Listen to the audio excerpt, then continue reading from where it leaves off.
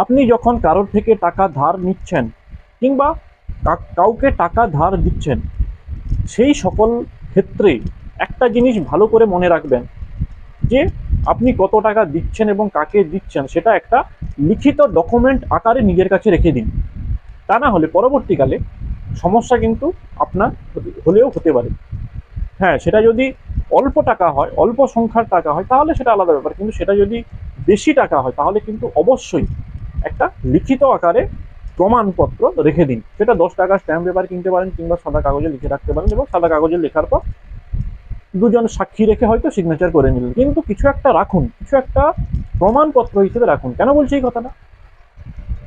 আমার কাছে একজন এসছিলেন, আমি অ্যাকচুয়ালি তার ঘটনাটা বলছি। ওনার স্বামী বাইরে কর্মসূত্রে থাকেন এবং তিনি মানে তার বাড়ির আশেপাশের লোকেদের কাছ থেকে, পাড়া প্রতিবেশীদের কাছ থেকে টাকা ধার নিয়েছেন। সমস্যা কি কোথায় দাঁড়ালো?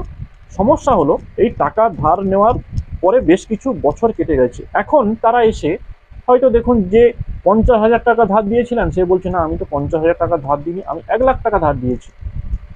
আরেকজন যে হয়তো 1 লাখ টাকা ধার দিয়েছিল সে বলছে যে না আমি 1 লাখ টাকা ধার দিইনি, আমি 1.5 লাখ টাকা ধার দিয়েছি। অ্যাকচুয়ালি ধারটা যে দিয়েছে বা ধারের টাকাটা যে নিয়েছে তাদের কাছে কোনো ডকুমেন্ট নেই, লিখিত কোনো, সেটা 50,000 নাকি 5,000, 1 লাখ নাকি 10,000, সেটার কোনো প্রমাণপত্র নেই।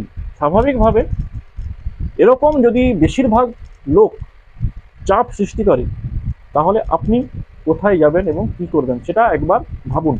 টাকা ধার নেওয়ার আগে কিংবা ধার দেওয়ার আগে এরকম ঘটনা ঘটতে পারে, আপনি হয়তো কাউকে টাকা ধার দিলেন মৌখিকভাবে, যাকে ধার দিলেন সে হয়তো সেটা ডিনাই করছে যে না না তুমি কোনো টাকা ধার দাওনি, বা আপনি দিলেন 50,000 টাকা ধার, ফেরত দেওয়ার সময় বলছে না না তুমি 50,000 টাকা তো ধার দাওনি, তুমি আমাকে 5,000 টাকা ধার দিয়েছিলে, এই নাও 5,000 টাকা। আপনি কিন্তু তখন কিছু করতে পারবেন না, কারণ আপনার কাছে কোনো লিখিত ডকুমেন্ট নেই প্রমাণ হিসেবে।